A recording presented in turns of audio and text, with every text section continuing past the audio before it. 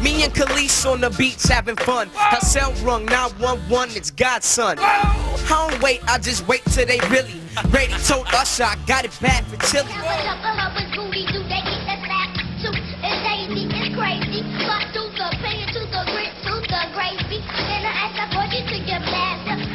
Shad Gregory Moss, born March 9th, 1987, aka Lil Bow Wow, Bow Wow, or simply Bow.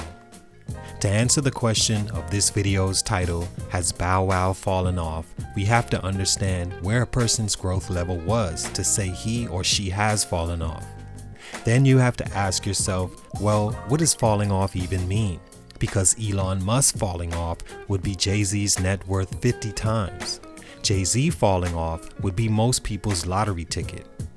The next piece of clarity we need is where have they fallen, and is that landing spot still a good position to be in?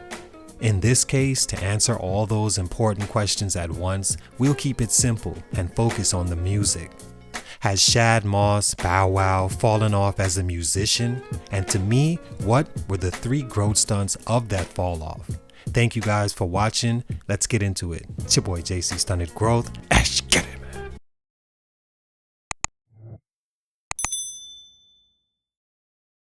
That nigga was 5 years old? Yeah. That's why I said, nigga, I don't give a fuck about his first record coming out in 2000. He was fucking it up before that. They tryna hate on the kid. Fuck 'em. Y'all niggas know what it is. Yeah. Private parties at the crib. Shorty thought we was at Live. Falling off is a phrase used in society to suggest a person had grew to an outstanding level and somehow lost it at some point. We have to be careful with whom we bestow this underachievement upon because, like mentioned, falling off is relative to circumstance, status amongst peers, and the result of that descent.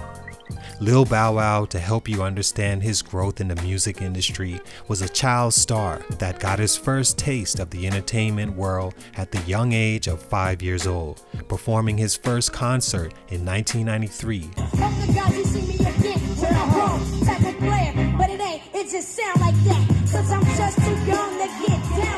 After honing his skills since 3 years old. Most people with children may understand the magnitude of what I just said, and for those that don't, just know that parents are currently in awe of that statement, knowing most their 3-year-olds can barely form a complete sentence, much less remember a 16, perfect its delivery, and stand in front of a group and recite those.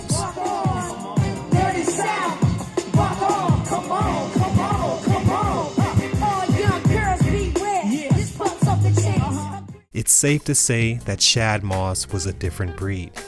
A talented individual that was definitely a one-of-one, who started much earlier than most, therefore expected to have more chances at greatness, leading to longevity. Moss definitely achieved greatness. Longevity may have been his biggest hurdle, and for the most part, here's why. Stunt number 1, not trusting Jermaine Dupri. At just 5 years old, Bow Wow would get his first real break in the industry performing in front of a guy called Snoop Dogg in 1993, before Snoop himself was yet to be a household name. That year, Snoop would go on to drop his first album, Doggy Style, and while doing shows to promote it, here comes this kid asked to freestyle that killed it to the amazement of Snoop. He quickly scooped him up and gave him the name Lil Bow Wow. Being that Snoop Dogg was fairly new himself and trying to solidify his image and sound, was focused on his work but continued to bring Bow Wow around to groom him because he liked his energy and even said he inspired the Compton rapper. He was the little kid that was around, so he was inspiring me, so I was like, man, let's put this little nigga on some shit. He'd make Snoop's 93 album Doggy Style primarily on skits, priming his acting, classic music videos like Gin and Juice, and performing on Arsenio Hall, which was the equivalent of what Jimmy Kimmel and the likes are now. At 11 years old, Snoop Dogg placed him in the hands of a guy more suited for the grooming of a child star with a reputation of being the best at it, Jermaine Dupri. Dupri and Bow Wow were an instant glove-like fit, as Bow possessed the amazing ability for entertainment in every facet of it. He had the youth, charisma, look, never stage frightened, interviewed extremely well, and a dedicated team led by his parents, and most notably, the talent to be successful. Jermaine knew what he had and immediately began to groom him into a star. He got his first placement a year later on the soundtrack for the Wild Wild West movie. His first project released on September 26, 2000, called Beware of the Dog, and Bow Wow immediately took off.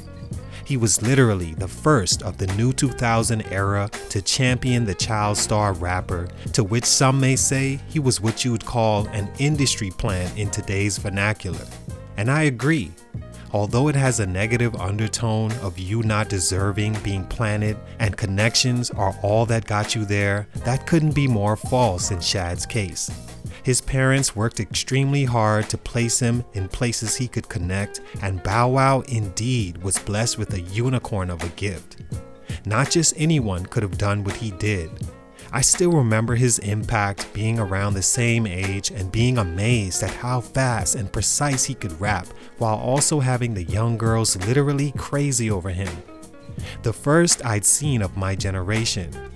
He went on to go double platinum off his first album behind songs like That's My Name and Puppy Love.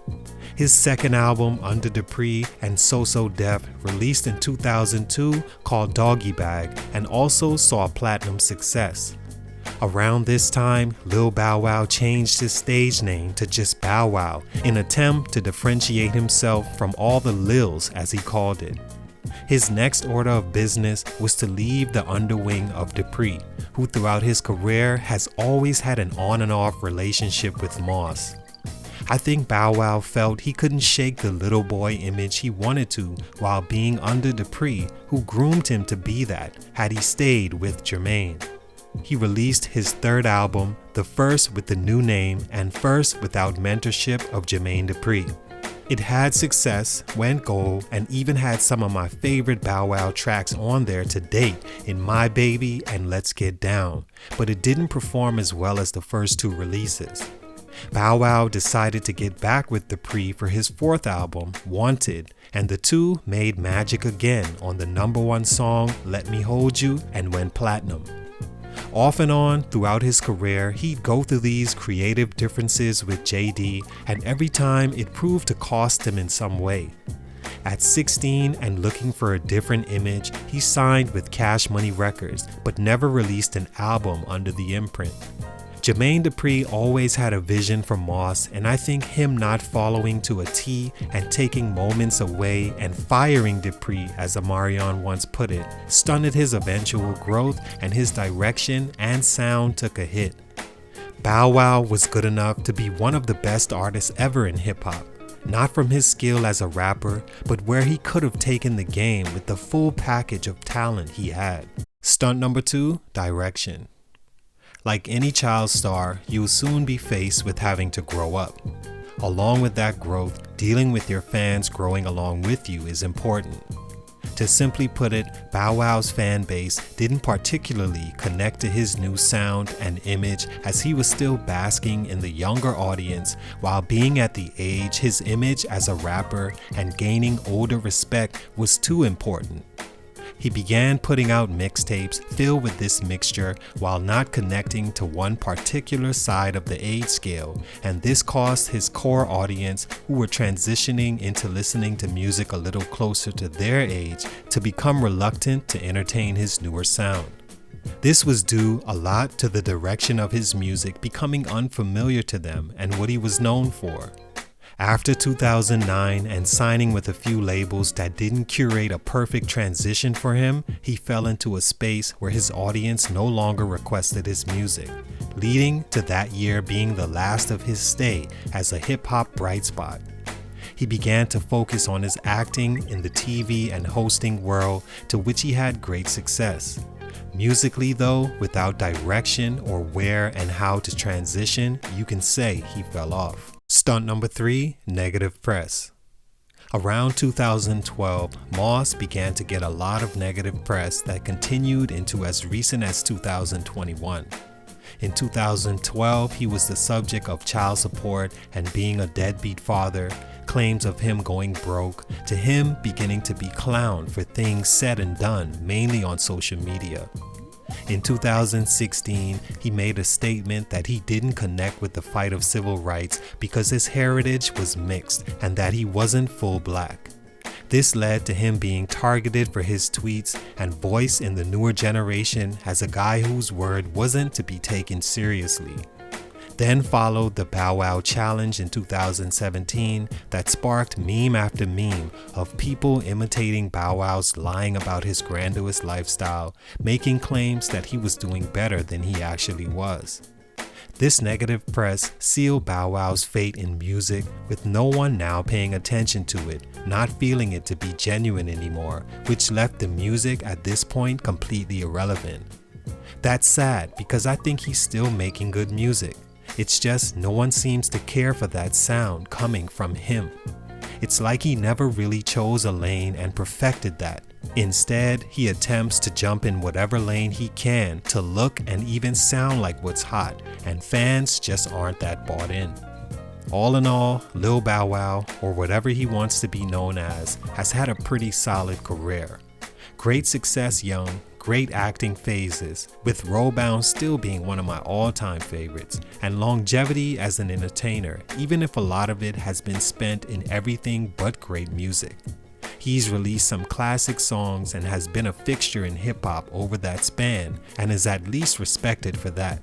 Salute to Bow Wow, a good career, although expected to be a great career. I wish you nothing but the best, but for these reasons, his growth was stunted. It's your boy JC Stunted Growth, and I'm out.